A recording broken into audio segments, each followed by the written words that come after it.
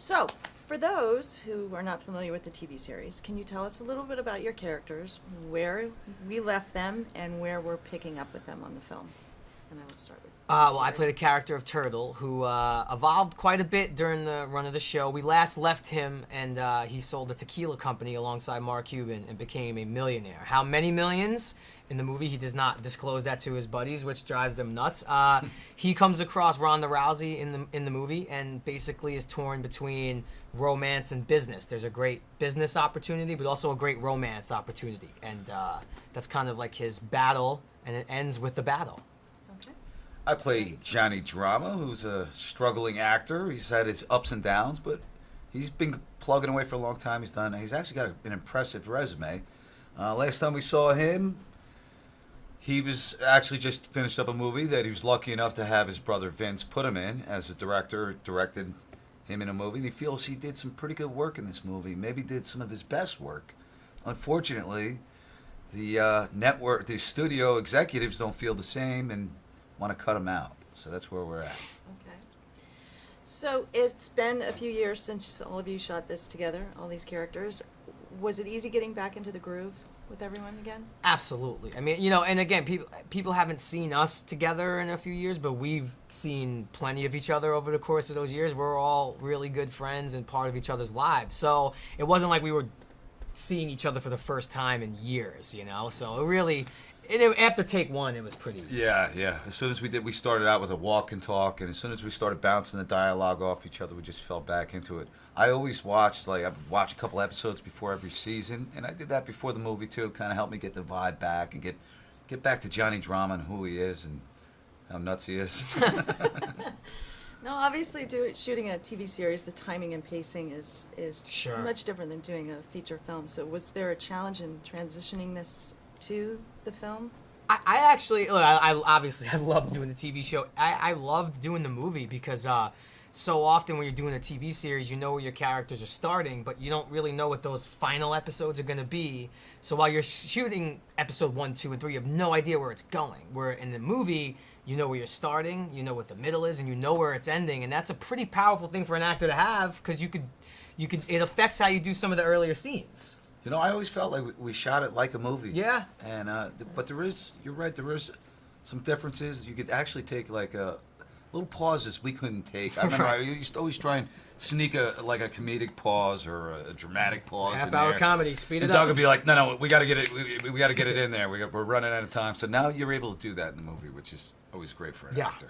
Now, can you mention the walk and talks? Can you go into a little bit about what these walk and talks are? Yeah, a walk and talk is kind of an Entourage signature.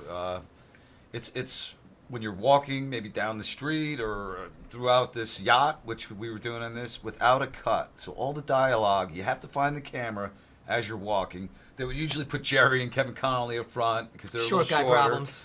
And then, me and Adrian would have to kind of find the camera and deliver your dialogue all without a cut. And so you could do 4 pages and really quick. It became good, not competition, but it made us up our game because if you get 3 pages through and screw up, you gotta start again. So to get it all the way through, there was a good kind of pressure. Yeah. So you have to come to work prepared. Don't show up not knowing your lines. Or else we're all gonna bust your chops about that. Yeah, too. and then everyone will be looking at you. You are the reason why this is taking so long. Yes, and it's tough. There's we call them bogeys, but some of the fans can ruin shots. They're like, "Hey, Turtle," and I'm like, "Okay, cut back to one." It's got to be perfect. It's one shot. You got one shot at it, but it makes your day go so smooth too.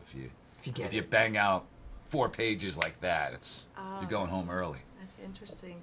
So talk about Doug as a director. What type of director is he? He's great. I mean, I don't. There's no one else who could have done it to me. He's Doug a leader. was always doing some secret directing on the show anyway. So even if there was another director, Doug would say, "Hey, I want you to do it like this." So he was always kind of secretly directing all episodes. He just knows the characters so well. I do think that in each of us, there's a big piece of Doug Ellin too. I think each character, absolutely. Yeah, if you ask Doug, who are you most like? I don't think he'd be able to pick just one person. I think some of me is Turtle. Like Doug loves sneakers. He's got a bit of Ari in there. Definitely a bit of Ari. I got a bit of E. Definitely a bit of Johnny. I think we're all part of his mind a little bit. Oh, that's really interesting. Now it's carrying on with the tradition of the cameos. in the film. There was a lot of them. Did you have a lot of interaction with these, and was there improv involved since they would come on at any given time? Or how did you work you that know, in? for the most part, people think this show's improv, but it's really Doug's writing, and it's a real compliment to us that anyone would say, "Oh, it looks like improv," Right. so that makes it feel natural. But it's all mostly scripted. But occasionally, we'll have someone will come on, we'll get a cameo that'll come on last second, and Doug will be like, "Hey, you got to go figure something out." So he sent me and John Favreau into my trailer, and we just started banging around some ideas and came out with a kind of a It's one of my cool favorite improv. improvs of the movie because I do believe Well, I don't want to give it away. Never mind. No. Sorry. So I was about to say that. I was about to do the scene. It's good though, and Sorry. it was like we just kind of came up with it on the spot, Yeah. so it was cool. Fantastic. So, do you feel that this film will resonate with those audiences that aren't familiar with the show at all?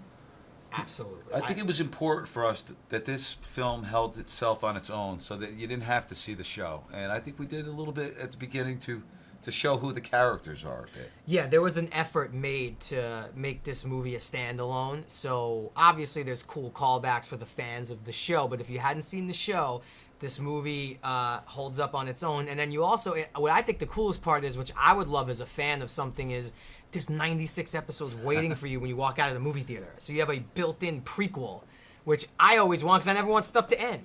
So I think it's cool. And if you go see this movie, won't end. We're really proud of it. We think we made a great movie. And Yes. I would love to do a second one. I know Jerry would, sure. and the other guys.